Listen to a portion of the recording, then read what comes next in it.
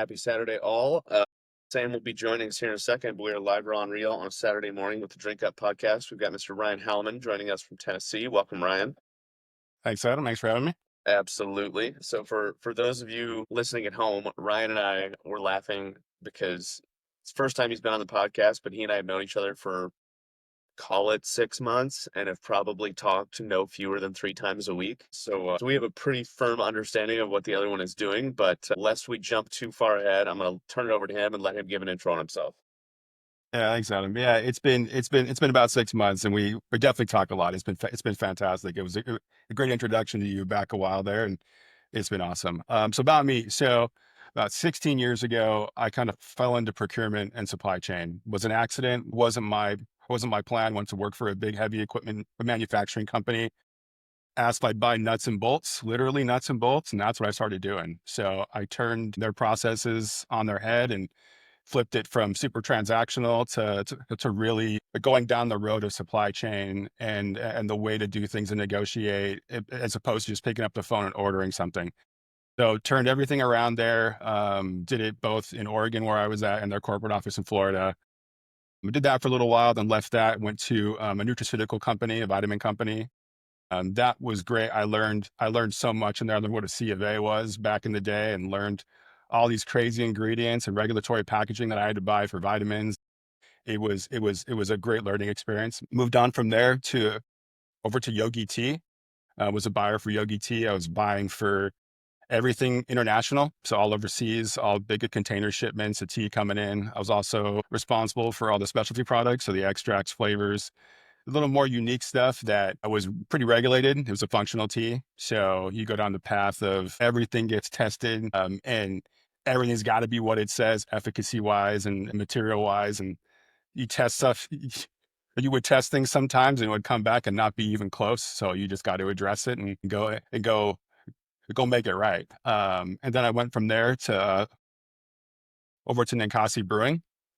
Started out as a purchasing manager, so managing all purchasing and supply chain. That grew. I mean, the company grew by leaps and bounds while I was there. Uh, went through a ton of change. Went from the procurement manager to director of supply chain, ultimately the COO before I left. Took the company through a merger. We like doubled our sales. We had 8 different brands, 8 different owned companies with like 96 different SKUs. It was a wild adventure at the brewery. I learned a ton. It was a blast. That industry is near and dear to my heart still. So I love the CPG. I love the brewing industry. I did that for about 7 years. And then I left there last March and started doing consulting. Started out with procurement solutions. That was in the procurement space and just supply chain, just procurement. I was working mainly with breweries. It went very well to start. And then I started getting asked more and more questions around, hey, do you have someone who can do sales? Do you have someone who can do marketing? Do you have someone who can do data? Do you have someone who can do whatever it was, quality? And I didn't. I was doing it all myself. So now we fast forward a year and Apex Group 360 was born. And that is a group of consultants that are experts in their field in every area of CPG. So we cover everything across the board. And there's early onset ideation of a brand to marketing, ops, sales, supply chain, QC, QA, HR. We've got finance, all the data visualization, VIP, IRI. It just goes on and on. So you can take it from I got an idea all the way through I'm in store. I need to see what's coming off the shelf every day. So we cover it all. Which I meant to say this in the beginning. So for those of you who haven't been following him on LinkedIn, Sam is in Florida at I'm sure I'm going to say this wrong. I'm not a golfer, but the Waste Management Open. Is that No, no, he's at the Valspar. Valspar? Sorry, the Valspar. Waste Management's one of the other big ones with a group that he is consulting with. Shout out to Even. They're a non-alc, call them maybe a mocktail or, non-alc, call it alc alternative. But he will be popping in and out because he's walking the golf course, the lucky bastard, to be perfectly frank. Jealous of that. Right. Yeah. Ryan and I here in, Tennessee and Minnesota still dealing with the last dregs of winter. So Ryan, obviously like a storied history, right? When you think about transitioning now to Apex, and I know what I think the answer to this is, or what you and I have talked about, but I want to hear you say it for the folks listening. Like, obviously, you touched on all these different buckets that Apex can service, but not every brand is ready for the full suite, right? Maybe they're looking for something a little more a la carte. So walk us through like how your conversations are going with some of these brands that you're starting to talk to now that you've switched from procurement solutions to Apex. Yeah, and it's all discovery based. So a meeting with the client is extremely important. So we'll meet with the potential client. We'll talk to them about what their pain points are, what the needs are. I've structured it pretty tightly at this point with like an intake form. I'm pretty meticulous when it comes to a lot of that stuff, and I keep a lot of notes and I'll track company names and go through what they're working on, what the size of the company is, to making sure that what we can provide is of value. Because at the end of the day, we we want to provide the value that is going to help these companies grow and help the consultants that work under Apex work with Apex. We want them to grow as well, all their businesses to grow as well.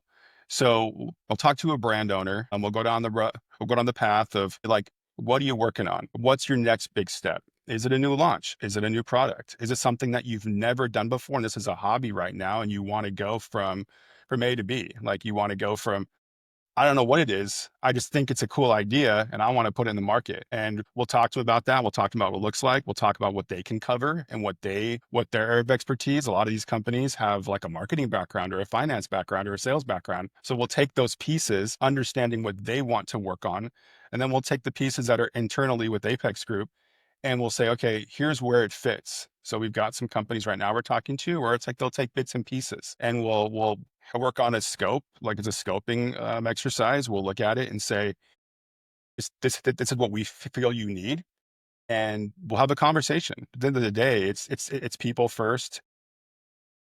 It's the conversation with the client to make sure that we can deliver on what we're promising. And if they only need a couple pieces of the puzzle, then we have the pieces that fit.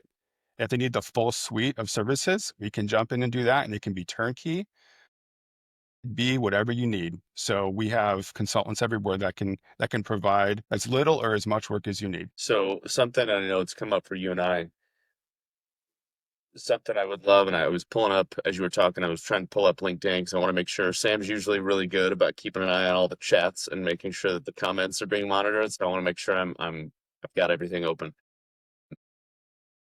Like you and I have had some conversations with some brands lately around, you know, through everything you mentioned, I think there's some things that people will inevitably look at, like formulations is an easy one, right? They'll inevitably look at and go, okay, I understand why I would need help there, right? Because I'm not a chemist, I'm not a flavorist, I don't have a food science background. But sometimes they might struggle with, and this is me kind of teeing you up for both brand owners who might be out there listening and other folks in the consultant space, right?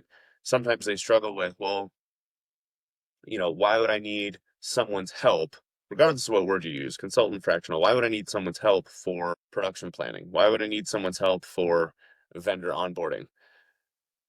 And I would love to hear, I know what my answer is to that. I would love Yeah. to hear yours.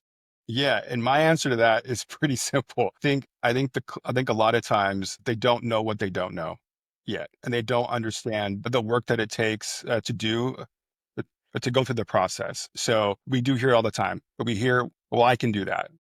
I can handle that piece. And great, you might be able to, but it's going to take you a lot longer to do it than it would take us. When it comes to vendors, when it comes to supply chain, when it comes to these operational tasks that come up, 16 years of experience has taught me how to talk to vendors, how to talk to co-packers, how to talk to logistics, how to talk to 3PL companies, or really how to move mountains. And in the Rolodex that we all have, that the 9 of us have right now and soon be 10 is extensive. And the 6 degrees piece is huge because we all know so many people. So it just spider webs out. So for a brand owner to come in and say, hey, I can handle that, sometimes they can. And sometimes it's their baby and they want to handle it. And we fully support and respect that. And we'll provide the education piece if we can to help them grow. Because again, like I said before, the people first aspect is huge. We want them to grow. We want them to learn. We this was never designed to go into a company and be there forever. Like we're not looking to go into a brand and say, hey, we're going to be here for the next 4 or 5 years. Like if we've done our job right, we've gone into a brand for a year maybe and helped them grow to a point where they're sustainable. They're in a place where they're producing product. They're in a growth phase, and they're able to either bring in someone full time, and if they don't want to do that, we're happy to help and support. But if they have grown to a place where they want to go to the next step, they should be primed and ready to go if we've done our job right. Absolutely. Welcome, Sam. Hey guys, I thought I'd pop in for a few minutes to see how things were going. Sounds like you got it all rolling. So Ryan, welcome to Drink Up. Thanks, Sam. Thanks for having me. I appreciate it. I'm super jealous of you out on the golf course right now. It looks beautiful out there. It is pretty nice. I'm not going to lie. But so how's things going at Apex 360? I probably interrupted the whole conversation, so that's how I roll. Oh, it's all good. Yeah, we were just talking about working with brand owners that want to jump in and do some stuff themselves and support why would they need certain things and why would they need to have like a fractional or an advisor come in. And we're just talking about the fact that we've been doing this for so long, and I've been doing this for 16 years, and Adam's been doing it for a long time, and everybody else as part of the group has decades of experience. And the reality is we know the questions to ask, but we know where to go. We know the who, what, when, where, and why of all these pieces. And that's really what Apex Group 360 was designed for, was to bring together these experts in their field to provide growth and support to these brands.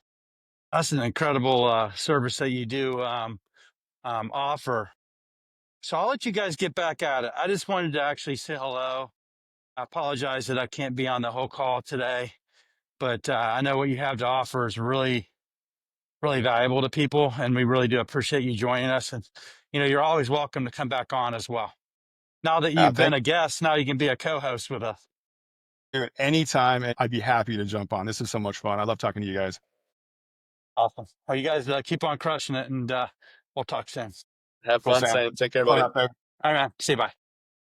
Yeah, Ryan, it's I haven't told you this story yet, which I know you're shocked because I'm constantly rambling, but I talked to, and I think you're spot on, and obviously you and I are on the same page here, but for brand owners or maybe any consultants who are new, I feel like you've been doing this long enough, you know this already, but I talked to a group yesterday that I consult for, and I love them, right? Like highly intelligent people, very kind, very nice, love working with them. I think they have a cool product, and they have an existing product and they're looking to get into a separate product category, right? So kind of, same ownership, completely different brand, and which is not uncommon. You're starting to see it more and more. I mean, Ryan touched on it, 8 brands under Ninkasi or whatever it was, right? And we were discussing how do we want to put together preliminary cost of goods for that new brand, even just from a rough sort of financial modeling and kind of game planning perspective, right?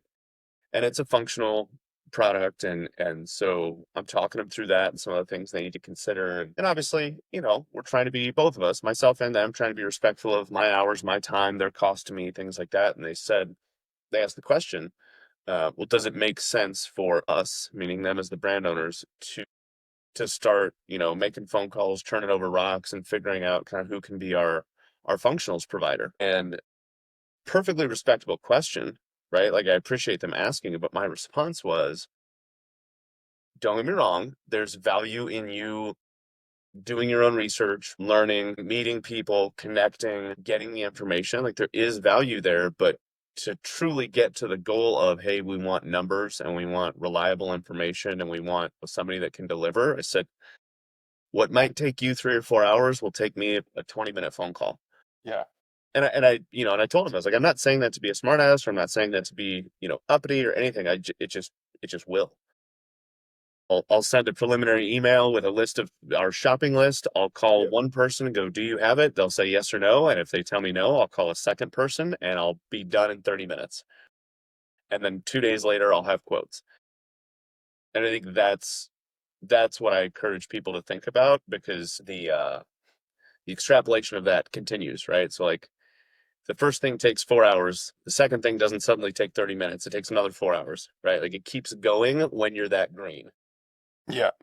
Yeah. And I think that's That's a good example of a brand owner, of wanting to support a brand owner in a way that might be the education piece, and might also be like let me handle this for you, right? Let me take this off your plate. Like the big, I've got a client I work with, and he's a sales and marketing company, right? But that's what he is. He co-packs, and I handle, it's all turnkey. So I handle all the supply chain and planning and all that. And there's times where something comes up and he's on an email and he gets linked on something, and he wants to jump in and help, right? He wants to jump in. It's his brand. I fully respect the fact of entrepreneurship, of owning a brand, right? I've never thought of myself as an entrepreneur. Never something I ever planned to do, but I could understand it from this is, I'm trying to build something too, and so is he. And I get that. And I get the wanting to help, right? Thinking like, oh, as a brand owner, it's gonna change things. But I think to your point, we've dealt with everything you're talking about. We've dealt with that, like, hey, I'm looking for XYZ, and we are able to use all the experience and the Rolodex and the people and the contacts to solve that problem, right? To quickly solve that problem. And Apex Group 360, what it has is it has all the pieces to those puzzles that a brand owner might not even know that they need yet. So you were on a call recently. We're presenting a data, like the idea of data and the idea of looking at the entire category holistically. And the brand owner was like, well, I don't think I need that right now. And it's like, it starts there. Like sometimes it starts with the data and looking at the numbers. So look to see where you fit and where you should go and what the next steps are. Because if you don't know the next steps, you're like literally spinning in circles. Like you need to know where you're going. So to help those brands, to educate the brands of what's next is super important. Totally. And I think this is something so my poor wife, I laugh because there's you, Ryan, and then there's our other friend, Ryan. And inevitably there'll end up being a third and fourth Ryan because, like for as common a name as Adam is, I'm the only one in most circles I run in, which is just fine by me. But I was talking to, shout out Ryan Bachman. I was talking to him the other day. We should get him on here. Definitely. And what we were talking about was one of the things he brought up, something he's kind of been kicking around is like, and you hear it. I mean, Bev Stores used to offer something like this, right? But I mean, I don't know if they still do. But again, shout out to those folks. It was a good service then. I assume it still is now. It's like a feasibility study, right? Because I think to your point, and I'm sure you've got examples of this, like a lot of brand owners going to whatever it happens to be. Obviously, in my world, it's beverage. In your world, it's been beer, it's been tea, it's been other things. But even if it's, granola bars or muffins or whatever it is, right? Non-food entrepreneurs go in clearly because they saw a need and they want to fill that need, very simply, right? And I'm sure they're right, but there's still that feasibility or that data driven question of, well, okay, devil's in the details.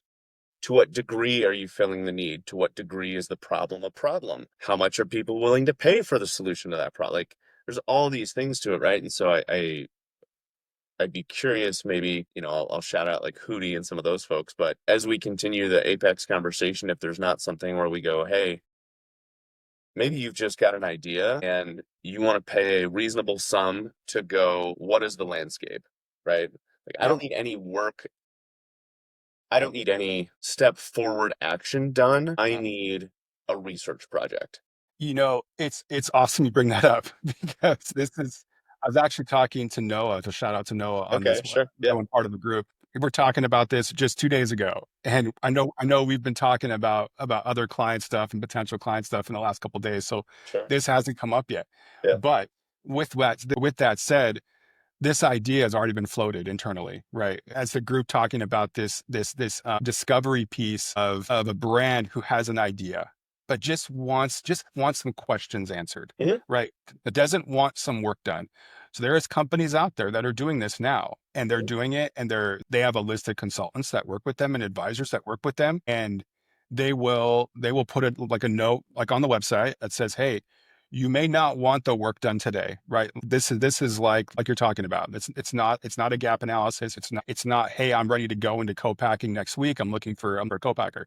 It's more so, I have an idea that I don't even know if I want to kick off I want to kick it off yet. I don't know if I want to put the money into it yet, right? So they may come in and say, what's the time worth to speak to a group of experts who have done this for a long time? Like, Mhm. what's it cost to go in and talk to a Noah or a Hootie on the data side, or to Ryan Bachman, someone like that on the formulation, or the formulating companies, marketing, ops, like you and I on supply chain, and they get 3 or 4 of us on a call. Let's say they want an hour and a half, whatever it may be, and it's a nominal fee to cover our time and to cover the expertise. Like, you may not give them all the secret ingredients, the KFC recipe, but you're giving them the like the rundown of what it's going to take to go from point A to point B. And like, hey, here's an expectation. Here's the money that's going to be involved. Here's the time. Here's your commitment. Here's where you're going to have to go. You're going to look at investors. You're going to go down that road. You're going to do it by yourself. Like, we start asking the questions that they can answer, and it starts opening their eyes to whether or not this is something that I actually want to do, or it's something I'm not prepared for yet. And maybe we're a year or two away, right? But for a couple $100, whatever it may be, they get those questions answered now, as opposed to jumping in the deep end, Yep. thinking they're going to swim tomorrow, and they're not quite ready for that yet. And Yep. it's a shock to them, like how much this costs. And I've seen, you and I have both been on calls where we've told a potential brand owner, here's where you're at to do what you want to do right now. Have this, are you prepared for this? And sometimes it's like, oh yeah, no problem. I've totally got that in the bag. They may have already had that phone call. They may have already had that discovery, right? Yeah. The ones that haven't are like, I didn't know it was going to be that much. So I think that's a future of this too, is taking the expertise that we have here with you and Hootie and Noah and all these people that are just really good at what they do, and getting on a call with some of these potential brand owners and walking them through, here's what it's going to take to go to the next step. Yeah. Yeah. No, it's a couple more names come to mind. I think about what you just described when we're talking about as like fodder or substance for, like, everybody loves to throw out, and I say everybody because it sure as hell ain't me, like the pitch deck, right?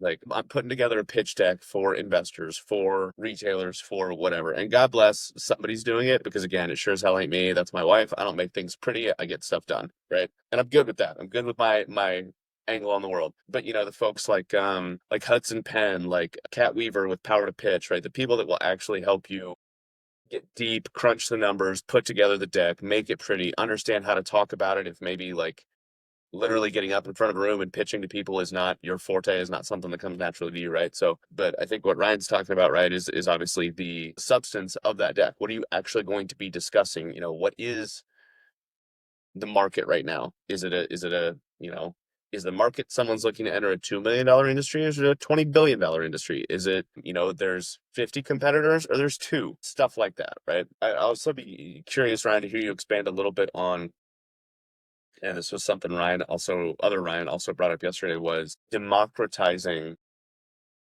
doing our part. I'll put it that way. Not that we're going to take up the mantle entirely and be the absolute best at it, because inevitably, we'll ebb and flow in terms of our successes and failures, but democratizing access to this kind of work, right? So you've touched on it a couple times, but I want to give you a little bit of a platform or a minute to drive home the point of, like, we're not talking about hundreds of thousands of dollars in SOWs. Like, we want to work with the people who are truly very green, who truly have a kitchen recipe or a home idea, and help them understand and grow from there.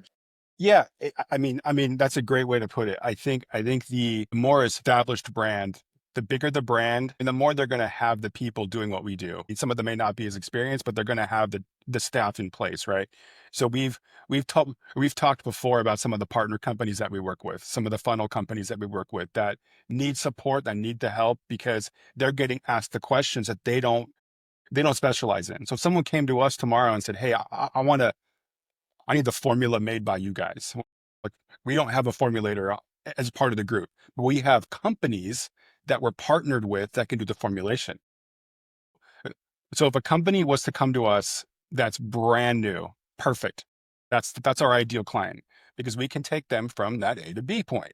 If a company is calling on a co-packer, or calling on the formulator, or calling a flavor house, or calling an ingredient company saying, "I've got an idea, I want to do this.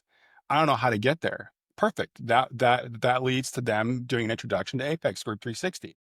And we've said it before, where the clients that you don't want to deal with, the clients that these companies like the formulators and co-packers and such don't want to deal with, and be like, I can't deal with that right now. I don't have time for it. I'm too busy. maybe they're too small.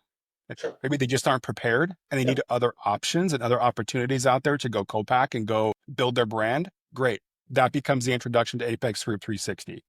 And it's as simple as an introduction email over to us that says, hey, I've got this client. They're great. They've got a good idea. They aren't ready for us yet, but you guys could take them to the next level.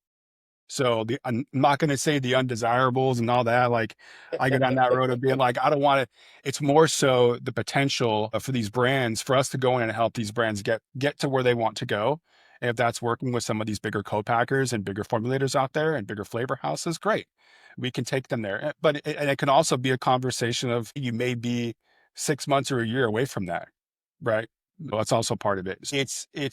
I think the perfect client doesn't exist because everybody's great in my eyes. Like I will talk to, and you and I have talked about Same. this before. Yeah. We'll talk to anybody. We will talk to anybody and everybody. If you've got an idea, we are happy to jump in and see if we can help take it to where you want to go. So, and if we can't, then we can't, but we will do everything we can to help you get there. 100%. Yeah, I will use the word undesirable, but not in the way that people think I'm using it, right? I was trying to be nice there, Adam. Yeah, no.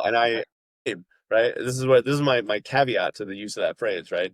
Um, I will tell folks make the same comment, but I will say, send me your undesirables. And they always kind of, look at me or they pause and they go, that's kind of rude. I'm like, not in the sense of like people you don't want to work with. I mean, people you don't have the time to do work for free for. Yeah. That's undesirable, right? Nobody wants to work for free. Don't get me wrong. We enjoy the hell out of what we do and we will do it for a very reasonable price, right? Point I'm getting at to anybody, who sees this, who's listening now, again, flavor houses, co-packers, formulators, call with Ryan B the other day, right? We all, if you've been doing this long enough, you've lived this for sure. We all have done an insane amount of free work over the years. And I'm not saying that we shouldn't, right? We should all be giving of our time and be willing to help people out. But there's a line, right? And so, for example, the one I love to give is like, if you're a formulator and what you do, what gets you out of bed in the morning, what gets you jazzed up is creating formulas. And then you do that, and then the brand goes, well, hey, can you help me find a co-packer? 9 times out of 10, you're going to spend 30 minutes to 4 hours doing that because you want to be a good person. And also, like, selfishly, you want the brand to succeed so that they can continue working with you, right? And there's a level of like inherent good in that, but also like that's 4 hours that you can't spend doing something you enjoy and or getting paid for it, right? So send those folks to someone who, again, will help them out. We'll charge them a reasonable sum, a very affordable sum. And if that's us, great. If it's somebody else we can refer them to, even better, right? Like it's not anything that we're trying to die on the hill of it has to be us, but by all means, like help send the undesirables in terms of the undesirable situations, not clients, right? Yeah. Undesirable situations of let someone else help them build the bridge if you're not the bridge builder. Yeah. And I think to your point, the free work we do, and I could say it's probably really not free a lot of times because it's leading to something somewhere, right? Even if it's not with them, it might be somebody else they refer you to. So I spend a lot of time on LinkedIn, and I spend a lot of time posting on LinkedIn, and I'll post both work related and more personal stuff on there just to kind of like show the journey of where I've come and where I've gone and what I do. Sure. And there's a lot of times where you're posting up specific insight, and Sam is really good at this as well. And so are others that they've almost grown their identity and brand on LinkedIn, right? They're talking about the pitfalls. They're talking about a directional approach to what they're doing. And I try to do the same thing. I try to follow suit on that. I may not do it as much as I should, but I definitely have a goal to do it more. One big goal I had this year was to talk to as many people as I could. And it was like 150 people, I think was my goal. And I'm easily halfway there. You got to be getting close. Yeah. It's awesome. And I think when you're not giving it away, but just educating people, it brings that like realism to what you do and credibility to what you do. Because again, to your point, the undesirable piece of that puzzle is just the ones that need more than what a company might be able to give them at that time. But because we have the capacity and because Yes. there's up to 10 consultants now, whether it can expand and it goes up and down depending on the need, we can jump in and help those brands. And it's not, to your point earlier, this isn't like $300,000 kind of project. Like we don't really work that way. Like it's not, this is designed to replace maybe a hire, right? So you don't have to hire someone. If you go in and hire a person and it hits the bottom line a lot, I mean, it's payroll, it's benefits and all that. This is designed more to be an expense and a minimal expense that's going to get you to where you want to be. It might not be like a full-time employee unless you need a full-time employee, then we can talk about that. But if it's support and you want that support on a weekly basis, great. That's what we're here for. Yeah. So switching gears a little bit, like if somebody's hearing this or catches the recording later and is like, I do X and I want to get involved, right? What should they do? Want to get involved as a consultant or as a client? As a consultant? Yeah. So, I mean, again, I go back to the same thing. Like the people first mentality for me is like the ethos, and I want to talk to everybody. So I've talked to a lot of people as a part of this. Like when this kicked off, even before it kicked off, I talked to a lot of different owners of companies that have an idea that do something like in the consulting space. So when I say a company, it's more so like they have their own company and they're providing us like some kind of advisory role or like a service out there. So they have something that they're doing, and I'll talk to them and see if they're a good fit. And I've talked to a lot of people. Some are a great fit. Some might not be quite ready for that yet, and some want to do things on their own. And I think there's two different paths to that. There's the company, there's the person who has a bigger company that's established that can provide a level of support that we can just plug and play. So some of the companies we've talked to, you take some of the bigger companies we talked to. Beverage is a perfect kind of representation of that, where they're on the website, they're there as a partner company. We'll provide work to them, they'll provide work to us. It just goes back and forth, and there's a bunch of synergy there. We can go back and forth with the two companies. If there's individuals out there who have recently left the job or have been laid off, I mean that's a big thing right now, and they've thought about going down the path of doing some consulting. Reach out on LinkedIn. Reach out. You can email me. I mean, you can jump on the website. It's got all the services we offer today. I have no problem with overlap. I mean, overlap is a question I get from people. It's like, well, I see you already got someone doing this. That's fine. That's fine. I mean, you and I are a perfect example of why overlap isn't a bad thing, right? There's brands we're talking to now where it's like, hey, you do this piece, I'll do this piece, it's great. Like, and we just bounce stuff off each other. And we have overlap in the data arena. We have overlap in the marketing arena. There's ever too many people. Like it might not be able to be guaranteed a salary, like you're gonna go work for a job, but the work's coming and the work can be there if it's a need. And if you think you've got some service to offer that you think would be a benefit to Apex Group 360, please reach out. I'd love to talk to you. Love to get you on the website or your business logo on the website and be able to partner with you. And that's really what this is about. Absolutely. Yeah. So for anybody who's looking, the podcast page, I'm clearly not like as techy as Sam is. But the podcast landing page on LinkedIn, Ryan's tagged there. He's commented there, so you can find him there. Apex Group 360. I'll put actually here. Let me put let's see, Apex Group. It's just apexgroup360.com, right? I'm gonna put that just in the studio chat in case anybody wants to find it there. But yeah, I mean, I think just to reiterate that point, right? So one of the stories, I don't know if I told this last week on the podcast, but especially coming off the heels of Expo, everybody asked me how the show was. And don't get me wrong, it was fun. I had a good time. I got to see some friends, got to make some new ones. It was great. But the biggest takeaway there was the Tuesday events.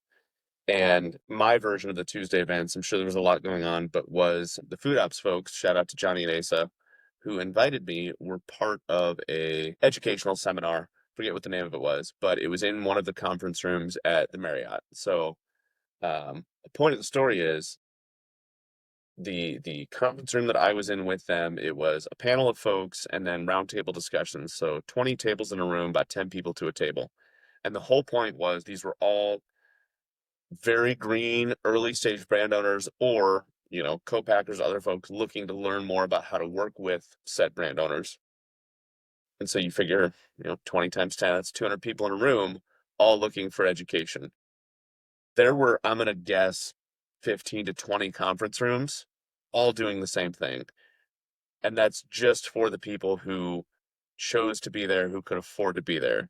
So like you start doing the math on that, and the number of folks out there in the CPG world, obviously not specific to beverage, but just in general, like holy shit, right? And so, Ryan, to your point, I'm trying to add additional color, right, on like for anybody, whether it's a brand or a consultant, like the name of the game is volume. Period. The name of the game is volume on both sides at production, when you're talking to people, when you're looking to do it as a consultant, having, speaking for myself, putting words in Ryan's mouth, like how many people can you connect with and get either help from or provide help to, right? Because holy shit are they out there, right? Like that expo story it opened my eyes to just the scope of all the folks that are out there trying to do this. Yeah, and I'd love to segue into the other shows that are coming up. I mean, the big one is Please. the Yeah. Craft Brewers Conference. So, anyone who doesn't know, the Craft Brewers Conference is in Indianapolis this year. It's my fourth time going, I believe, since I've been in the industry. It is a huge beer conference. I'm glad it's in Indy and not in Vegas like it was last year. So it's not The Walking Dead the whole time, it was a blast though. It's a great show. Oh shit. It's obviously smaller than Expo West. I know you were at Expo. It's a little smaller than that. Sure, But yeah. we're going to be co-exhibiting at CBC this year. So we're a part of a group of 8 companies that are in a massive 40 by 20 booth, which if you have been to a show before, is a enormous space. I mean, Insane. a lot of times you get 10 by 10 and it's like a jail cell. And that's what you get to spend 3 days in. In this instance, we're 40 by 20. Adam will be there with me. I'm a couple. We have Hootie coming and Namesh on the AI. He does AI and internet website development work. They'll all be there at the show. So we're booth 1125. We're going to be with Beverage Federation out there, which is a great company as well. So this will be an instance where it's our first time exhibiting. It's the first time Apex Group 360 will be out there in this kind of event. Couldn't be more excited about it. There's a ton of partner companies that are going to be at the show that we're going to work with, that we've already talked to and have some alignment with. So some of us will be in their booth talking about what we do every once in a while. We'll flip back and forth and walk the show floor. And if anyone's going out there and would love and wants to chat, like definitely reach out, because we'll all be there. We'll have some shirts to give out and some hats and stuff. So it's a great way to meet us and to talk and just spend some time learning more about the business. And it'd be great to learn more about what the needs are of the clients we're talking to. Totally. And the closer it gets, then again, we've talked about it offline, but the the last time I was there was when it was in the cities here. And for as much as like, you know, cut my teeth with Bev Stores in the lab in beer, obviously we did a lot of beer at the lab. Love that space. Will always love that space. It'll always hold a special place in my heart. But I'm gonna be really curious this year to see, or I'm really excited to see. Obviously, there will be beer brands there. What beer adjacent brands will be I know there, where you're going right? with that for A, sure. and then B, like how aggressive is the wrong word, but how hungry will even the beer brands be who are in attendance to go, what are you guys doing? What else is going on? Right? Like I think for as much as I love beer, and again, shout out to like Circle Beverage in Indy. We're gonna go to hang out with Omar at Sun King. Lots of cool folks in the beer space, but I think when you talk about like the democratization of CPG and especially beverage, right? For a long time now, the beer world has been the beer world, and whether it's because of THC or seltzers or whatever, or non-alcs, like not that beer was ever trying to put themselves on a pedestal, but just whether it was legal reasons or whatever, like they were kind of off in their own corner, and they've started to step into the center of the room and play with everybody a little bit differently. So I'm super curious to see what that looks like. Yeah, I think what we're going to see this year is going to be different than what it even was a year ago. I think the investment in companies may come back a little more, and the idea of, I don't know if you'll see as much of the brands out there looking to build a brewery, like going and buying tanks, going and buying can lines. All the big players will be out there when the tanks with the big shiny tanks and the big automated canning and bottling lines, they'll all be there. But I think what we'll see more of this year is brands coming in looking for savings, right? Looking for cost savings. So the the booth we have has been aptly titled Profit and Ops Center. right? That's what it's been called. And I'll start putting some stuff out on LinkedIn, and I'll give it to everybody else to put stuff out on LinkedIn to advertise what we're doing. But it's really designed to talk to brands, whether they're beer or the beer adjacent you're referring to, because that's going to be a thing. You're going to see NA out there. You're going to see more of the potential THC a piece to it as well, and they'll be looking for margin improvement, right? That's the name of the game right now. Is to survive. You gotta. I don't want to say slash costs, but you got to reduce costs. The the companies that we're going to be in this booth with are all going to be offering some level of that service, right? Including Apex Group 360, where we will go in and say, this brand has this growth potential, right? They're in growth phase, and they can't afford to go and say, I need to bring up a full-time person on, or five, right? Depending on what they need. If you needed a marketing and ops and supply chain and so on and so forth, and say it could be extremely expensive. And or you could partner with someone like us and keep the expense down, keep the bottom line and your margins up, keep the cogs down and margin up. So that's where I think this is going to be a great show for us to be able to talk about what we do, to look at this, reducing costs for some of these companies that we're potentially trying to work with. Oh, absolutely. I forget who I was talking to the other day. Might have been out at Expo. Doesn't matter. I'm my hot take, and I could be completely wrong.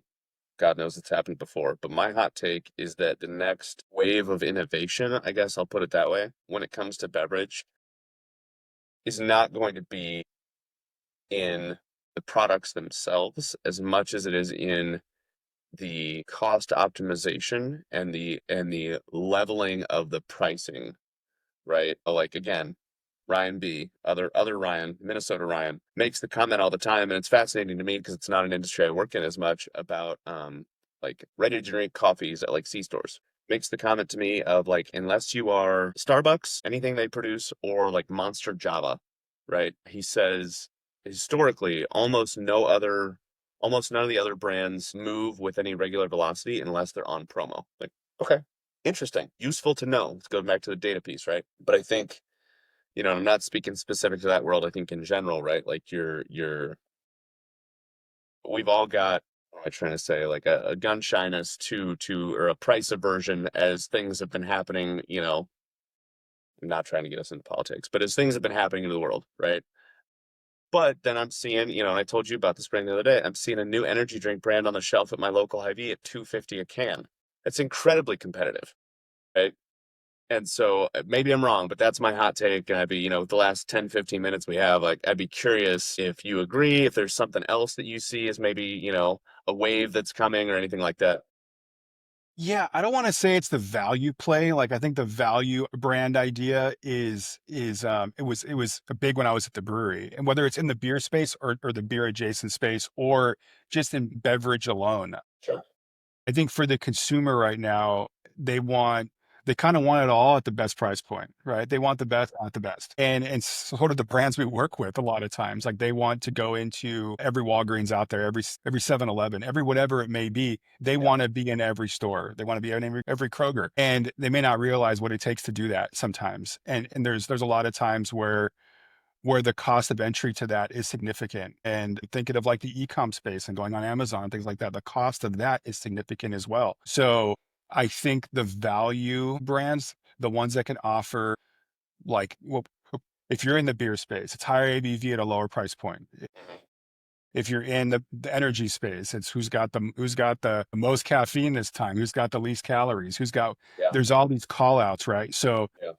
these companies are trying to pack the most value into a product. And you go to the store these days and you look at the shelf, and the shelves are packed, right? They're packed with options. They're Yeah. packed with Yeah. the big players in the industry that we all know and love, or don't love, depending on how you're looking at it. And you mentioned the coffee space, great example. Like, there's like, you walk into a convenience store, a C store, and you see all the coffee options. And right next to it, you Mhm. see all the energy drink options. Next to that, you see all the seltzer options. And it just keeps going on down. Then you get into the beer, and the beer case is 6, 7 doors big. Mhm. There, as a consumer, you walk into those places and you look at the shelf and you're like, oh, this one's on sale. I'll grab this one, right? Versus the one sitting next to it that might be a better product, maybe it's better for you product. It's got better ingredients, Sure. whatever it may be. But a lot of times the consumers are not seeing that because of the value play. And I'm curious, I'm also equally curious to see if that continues, or if the better for you idea, if it being good for you becomes the bigger, um, Mhm. the bigger requirement for some of these Mhm. brands, Sure. right? Yeah. So, I mean, for me, I'm not drinking right now, and I'm waiting. I'm trying to hold off drinking until we go to CBC, which will be impossible out there, and I fully understand that, and that's okay.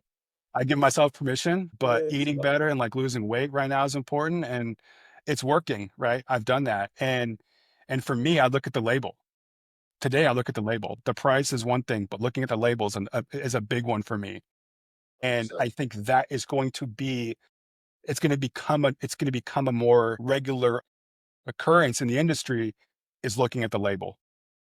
Agreed. Couldn't agree more. I think you've seen that over the last few years. I think, again, um, regardless of any individual's reason why for looking at the label, I think there's, social content creators that are supporting that idea. There's political folks supporting that idea. There's folks like myself and Ryan support. Like, somebody posted today about um, the misinformation, and I don't mean that in a negative way, but I just mean that in terms of there can be misconception around, if you see like, oh, proprietary blend, right? Okay, there's like with anything, right? Like, the list of ingredients, and most folks who are listening to this will know this, but the list of ingredients have to be given in order of usage rate, right? So most to least. Well, if you use a proprietary blend, yeah, you might use a lot of that blend, but what's in that blend and what's in that from most to least, right? So there's just, again, not misinformation in the sense of anyone's trying to do something harmful, but misinformation in terms of you as a consumer might misunderstand what's the most efficacious or most heavily used thing in that versus something else, right? So I completely agree there.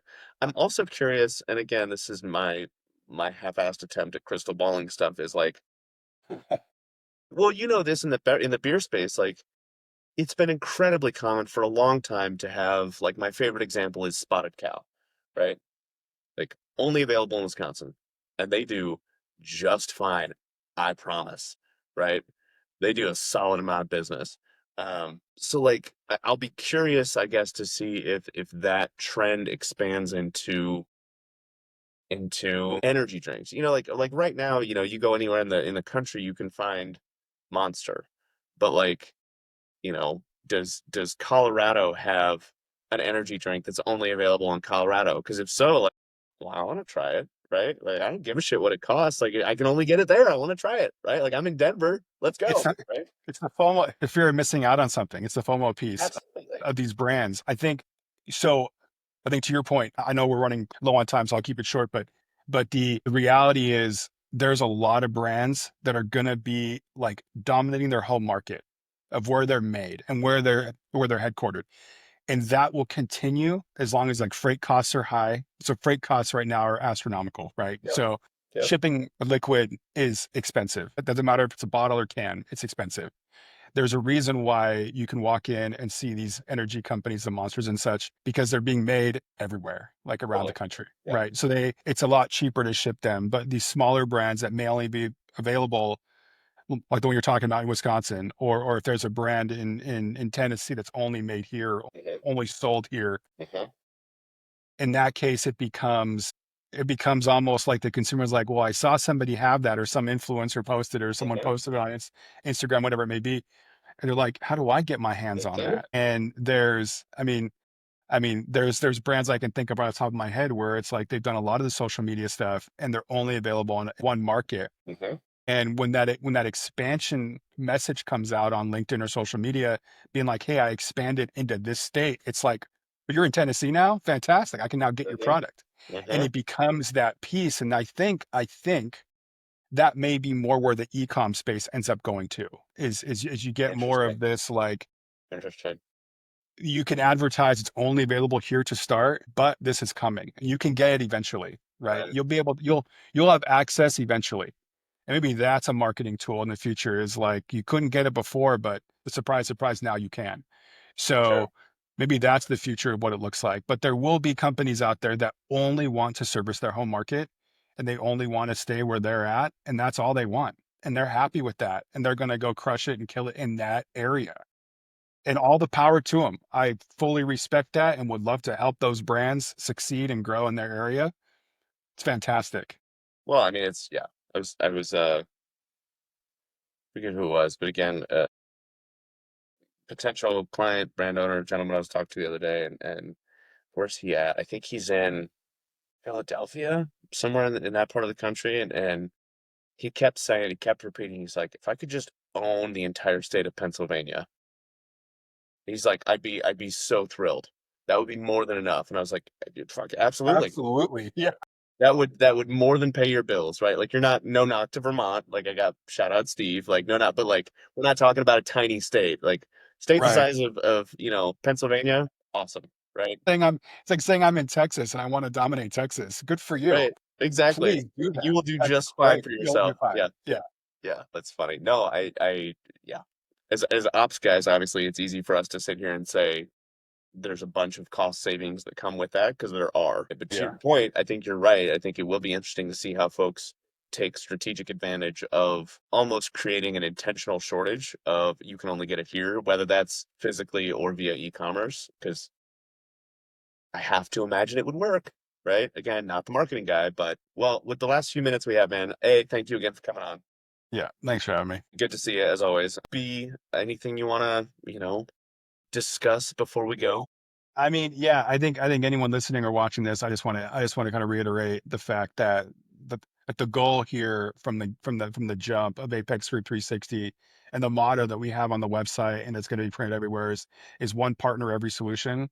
And I want that to be like, not that I'll tattoo that on myself, but I think the idea is if you have a need, if there's a pain point that you're working through, don't keep just banging your head against the wall, right? Don't go down the road of thinking, I can't get help. I can't afford to hire somebody. I can't afford to go find a group. If it's not us, we can help you find someone who can get you there. But the reality is a lot of what we do and a lot of what we can offer is going to be covered in what you need. The group is ever expanding and will continue to expand and contrast as we go. People will come and go and they're all vetted. They're experts at what they do. You can go to the website, apexgroup360.com. It's pretty simple. You can email me at Ryan at apexgroup360.com or Adam at apexgroup360.com. We've got other coverage there and we work together on a lot of stuff and it's been great. It'll continue to be great. And I really am excited to help these companies get off the ground and not have to consistently sit and think they can't do something or something's not working for them. We can help them get to where they want to go. Yeah, no, love it. The piece I'll add to that is just that is, no knock to and we've mentioned a couple of them, right? The Bev sources of the world or, groups out there like Beyond Brands or any of the other, larger consultancy groups, right? They do great work. They're good people. They're friends of ours. I think the point I'll add to Ryan's is there's a solution for every need, meaning, if those groups price wise, size wise, functionality wise, if you're just not big enough to work with them, right? Like there are other options out there, whether it's us or somebody else. So I would encourage you reach out, keep looking, have a conversation. Because again, even if it's not us, we could probably help you find somebody who can be a fit. And if the grow up plan is to then work with those brands or hire internally, phenomenal. So it's that. It's just don't feel like you have to go it alone or don't feel like your options are go it alone or pay an arm and a leg. There's a middle ground, right? So with that, Ryan, thank you again for your time. Thanks for having me. I appreciate it. It's been great. Of course, we will see you all next week. We'll hope Sam is enjoying his golf tournament day and we'll see him next week. And I hope everybody enjoys their weekend, but we'll see you guys then. Yeah. See ya. Thank you.